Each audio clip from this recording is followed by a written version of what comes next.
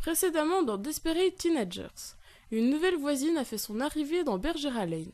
Bienvenue à Bergera Lanes, vous verrez c'est un quartier calme et tranquille. Et a fait connaissance avec ses nouveaux voisins. On s'est pas déjà vu quelque part? Non, je pense pas, je viens de loin. Carlos et Julia ont dû répondre à de nombreuses questions. Alors, comment on fait bébé? Je peux dormir avec toi, maman? Troisième, on va faire un stage en entreprise et je voudrais vous demander si je peux le faire chez vous. Eh bien, je vais te dire ça quand tu voudrais venir. Et l'impardonnable s'est produit. Vous voulez me voir? Il y a un problème? Oui, il y a un problème. Vous vivez dans une maison à 5 millions d'euros. Écoute Victoria, je te dois rien du tout, on n'est plus ensemble, faut que tu te débrouilles autrement maintenant. Si vous êtes dans cette maison à l'heure actuelle, c'est uniquement parce que votre ex-mari est avec.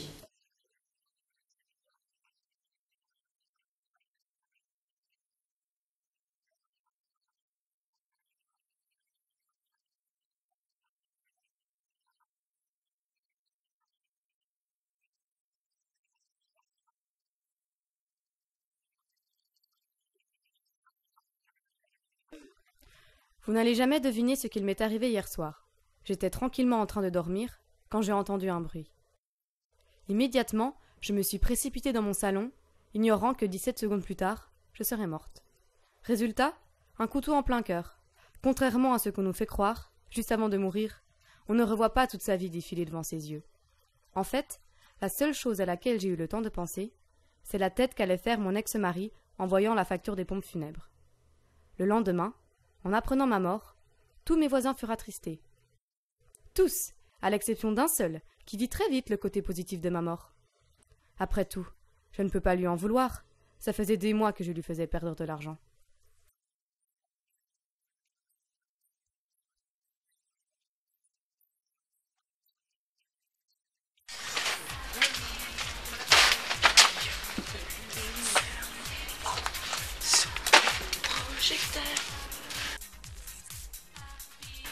Monsieur McDevant. Monsieur McDevant. Ah Juliette, comment vas-tu? Bien, mais vous faites quoi? Vous savez que Victoria Solis est... Qu'elle est décédée? Oui, j'ai appris ça ce matin. Mais vous faites quoi à sa maison? Comme Victoria me paye un loyer, la maison me revient et sur un coup de tête, j'ai décidé de la peindre en vert. Ça rend bien, n'est-ce pas? Oui, mais vous savez que ça fait même pas une demi-heure qu'ils ont enlevé le corps de la maison. Tu me fais penser, il faut que j'aille éponger l'essence sur le parquet, j'aurais pas envie que ça laisse des traces.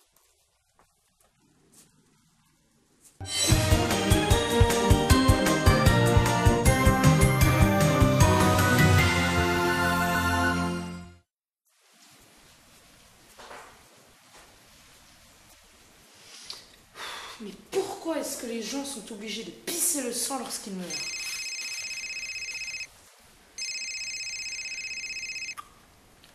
Oui? Ah, bonjour, monsieur Solis. Quoi? Tout de suite? Très bien, j'arrive. Monsieur Solis, vous voulez me voir? Asseyez-vous. J'aurais une question à vous poser. Je vous écoute. Est-ce que vous avez tué mon ex-femme? Mais qu'est-ce qui vous fait dire une chose pareille? Elle vous devait beaucoup d'argent. Mais ce n'est pas une raison suffisante pour tuer une personne. Enfin, je ne peux pas vous laisser m'accuser sans preuve. Justement, j'en ai une. Cette lettre de menace que vous lui avez envoyée quelques jours avant sa mort. Et qu'est-ce qui vous fait croire que c'est moi qui lui ai envoyé? Vous avez fait une analyse ADN? Pourquoi faire? Il suffit juste de regarder en bas de la feuille. Non mais j'y crois pas. Ça fait 10 ans que j'envoie des lettres de menace et c'est la première fois qu'on me fait le coup. Ah, heureusement que c'est vous parce que j'aurais pu avoir de très gros ennuis. Vous savez qu'il s'agit tout de même d'une histoire de meurtre. Écoutez, monsieur Solis, si j'avais voulu tuer votre femme, je vous en aurais parlé avant. Ça paraît évident. Carlos, j'ai une bonne nouvelle.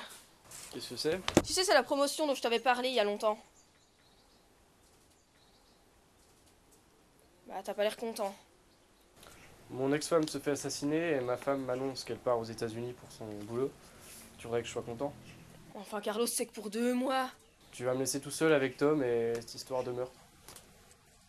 Mais, enfin, tu peux pas me demander de choisir. C'est une chance unique pour moi. Puis en plus, mon salaire sera triplé là-bas.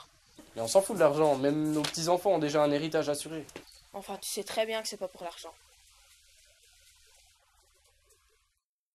Et ça, qu'est-ce qu'on en fait? Mets-le avec les autres affaires. C'est quoi cette photo? Carlos et Victoria ont été mariés. Ouais, tu savais pas? Avant d'être avec Julia, il était avec Victoria.